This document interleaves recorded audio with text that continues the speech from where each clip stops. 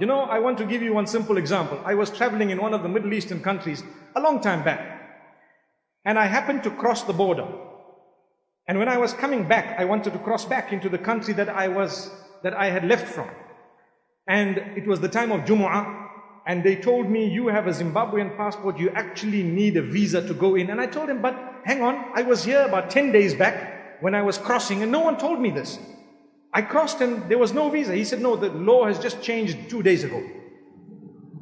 Now I have a flight to catch, and I'm making dua to Allah. And I say, Ya Allah, help me. Ya Allah, I'm in need. Here, my entire family, they're not affected because obviously they have a different nationality. But with me, subhanallah, help me, Ya Allah, what am I going to do? I've got a flight to catch, and I need to return home. And so it was the time of Jumu'ah, and the adhan went.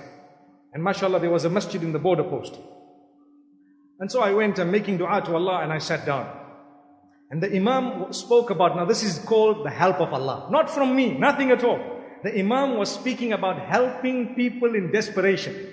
Helping people in need, and how Allah will assist you if you assist someone who's desperate, who's in need. And guess what? There was a man next to me who greeted me. And I greeted him back. And subhanallah, I greeted him, I acknowledged him and so on. And at the same time, in fact, I greeted him just before the talk had started. And then I greeted him immediately after the talk. And I nodded my head, smiled at him and so on, and we started our salah. We were standing in the saf, straightening, you know, the feet and the toes and whatever else. And I started my salah and I ended. And when I finished, I made a dua to Allah subhanahu wa ta'ala, oh Allah, I don't know. It's only you that's going to help.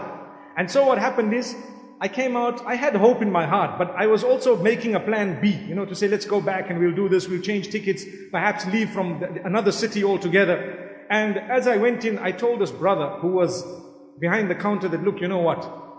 Please, I need your help. He says, only my boss can do it for you. So can I see him? He says, yeah, well, you can, maybe. You can enter that door, and if he's there, you're lucky. So I went by the door, there was someone cleaning. Knocked on the door opened. Who was the boss? The man who sat next to me just the time of the khutbah and salah, and he read right next to me. And guess how I started my story? Assalamu alaikum. You know, you can remember the smile, can't you, you know? So I looked at him and I'm saying to myself, let me try and choose the best way of convincing him such that he will not be able to say no if he has a heart. I said, you know, mashallah, I'm in need. I'm desperately in need. And I'm convinced Allah will send the help. And I hope and I pray that help can come through you at least, so that inshallah, you know, I will be able to at least cross here. He looks at me and he thought for a moment, and I'm quite certain that the words of the Imam were ringing in his head. And then he tells me something. He says, you know, you're right. It's only from Allah, not from me. He wrote in my passport, this man has been given oral permission to enter the country. You know, the Arab nations, some of them, they have this. I don't know about now, but I'm talking of quite a while back.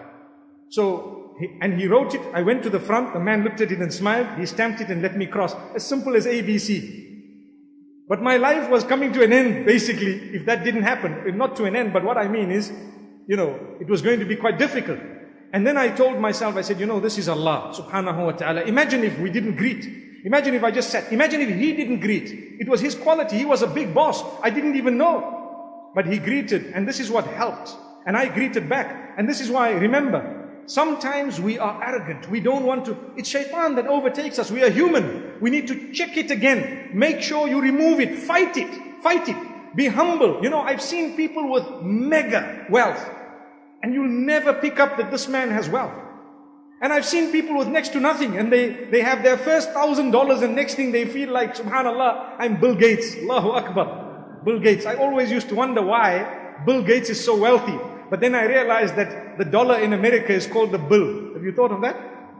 It's called the bill. So he's the one who has the key to the door. Allahu Akbar. That's perhaps him. But for us, Allah has the key. Allah has the key to the door.